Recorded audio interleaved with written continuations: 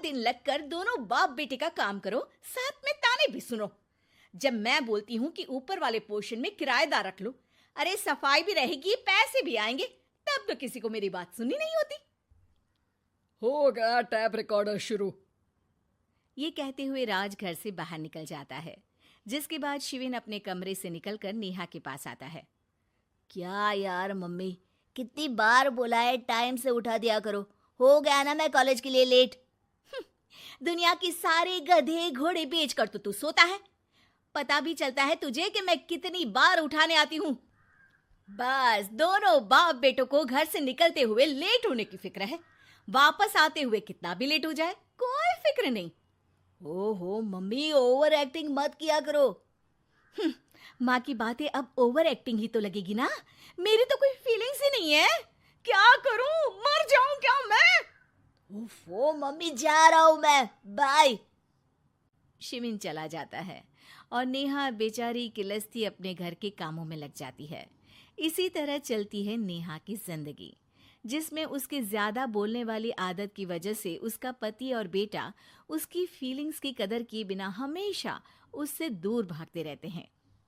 पूरा दिन घर में अकेले रहो और जब पति या बेटे से बात करने जाओ तो उनके नखरे अलग। अब मुझे ही कोई अच्छा किराएदार ढूंढना पड़ेगा।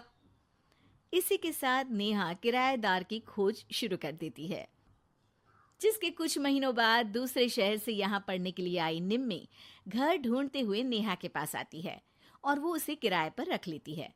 अगली सुबह हमेशा की तरह राज और शिविन अपनी जल्दी में होते हैं कि निम्मी वहां आ जाती है। दीदी, थोड़ी चीनी मिलेगी, वो कल ना राशन लाने का समय ही नहीं मिला। निम्मी को देखते ही दोनों बाप बेटे की जल्दी वहीं खत्म हो जाती है और वो निम्मी को इम्प्रेस करने की रेस में भागने लगते हैं। अरे मम्मी को क्यों परेशान करना, मैं हूं ना। अरे तूने आज तक अभी किचन की शक्ल भी देखी है? रुको मैं लेकर आता हूँ। चीनी का डिब्बा कौन सा है और कहाँ रखा है वो तो पता नहीं है दोनों को, फिर चीनी के अपने मुंह से निकलने जा रहे हो किचन में। अरे मैं तो बस तुम्हारी मदद करने के लिए बोल रहा था। है क्या मदद? और वो भी तुम करोगे? सच में? अरे कोई तो सच बताओ, सुबह सुबह दोनों बाप बेटे कोई सूखा नशा करके तो नहीं आ गए ना? अरे कैसी बेकार की बातें करती हो मम्मी। अरे जब कौवा अचानक हंस की चाल चलने लगेगा तो शक होना तो लाजमी है ना। घर का ऐसा माहौल देख निम्मी वहां से जाने ही लगती है कि राज उसे रोक लेता है। अरे आपने चीनी तो ली ही नहीं? इट्स ओके भैया, मैं आज बिना चाय की ही कॉलेज चली जाऊंगी। जहां एक तरफ भैया सुन राज का दिल टूट जाता है, वहीं कॉलेज सुन शिविन खुश हो जाता है। वैसे आप कौन से कॉलेज में हो? इस पर निम्मी जवाब देने ही वाली होती है, लेकिन नेहा टोकते हुए बीच में बोल पड़ती है। अब दोनों को देर नहीं हो रही। हद है इनसे भी, कहीं बात बनने ही नहीं देंगे मेरी तो। अरे जा रहे, अब यहाँ बचाई क्या है? इस पर निम्मे के पीछे पीछे शिविन कॉलेज की तरफ और राज ऑफिस चला जाता है। इसी तरह दिन बीतने लगते हैं, जिसमें अब सुबह जल्दी जाना और शाम लेट आने का सिलसिला सुबह लेट जाना और शाम जल्दी आने में बदल जाता है।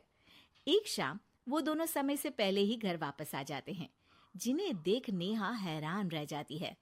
हाय मेरे रब्बा, अरे पहले घर जल्दी आना शुरू कर दिया और आज तो उससे भी जल्दी। कहीं मैं कोई सपना तो नहीं देख रही? मतलब अब क्या हम अपने घर भी जल्दी वापस नहीं आ सकते? अरे घर तो कितने सालों से तुम्हारा ही है, पर लगता है कि अपना ही है, इस बात का एहसास अब हुआ है। वो सब ठीक है मम्मी, निम्मी कहाँ है? जरा उसे बर्थडे विश तो कर दूं। अरे वाह रे, आज तक तो अपनी माँ का बर्थडे तुझे याद नहीं रहा, उसका बहुत याद है। वो तो मुझे पापा ने याद दिलाया है। हैं? अरे क्या बोल रहे हो तुम झूठे? नहीं बेबी, देखो मुझे तो तुम्हारा बर्थडे भी याद नहीं रहता, तो उसका कहाँ से याद रहेगा मुझे? तौबा, मैंने तो किराएदार रखकर अपने ही पैर पर कुल्हाड़ी मार ली। बेटा तो बेटा, यहाँ तो बाप भी किसी से कम नहीं है। इतनी देर में निम्मी भी घर वापस आ जाती है, जिसे देखते ही शिविन हैप्पी बर्थडे गीत गाता हुआ उसके पास चला जाता है। हैप्पी बर्थडे निम्मी। बताओ आज क्या चाहिए तुम्हें? हाँ हाँ, मांग लो ना इसकी जान। अरे नहीं नहीं, मुझे कुछ नहीं चाहिए, बल्कि मैं तो आज आप लोगों को कुछ देने आई हूँ। क्या क्या देने आई हो? निम्मी अपनी बैग में से मिठाई का डिब्बा और शादी का कार्ड निकालती है। ये मेरी शादी का कार्ड और मिठाई। आप सबको मेरी शादी में जरूर आना है और इसी खुशी में मिठाई खाइए। निम्मी की बात सुनकर जहां शिविन और राज शौक में आ जाते हैं, वहीं नेहा हंसने लगती है। दिल के अरमां आंसुओं में बह गए। नेहा की बात से कंफ्यूज्ड निम्मी उससे इसकी वजह पूछती है, जिस पर नेहा अपने पति और बेटे की सारी करामातें उसे बताती है। आई कांट बिलीव, आपको मैंने भैया बोला, और शिविन तुम्हें तो मैं हमेशा छोटे भाई की तरह समझती हूँ, लेकिन कहते हैं ना, man will be always man. लेकिन आज से ये विमेन सेम नहीं रहेगी इनके लिए। फिर क्या, बाप बेटे आगे आगे और नेहा झाड़ू लेकर उनके पीछे पीछे।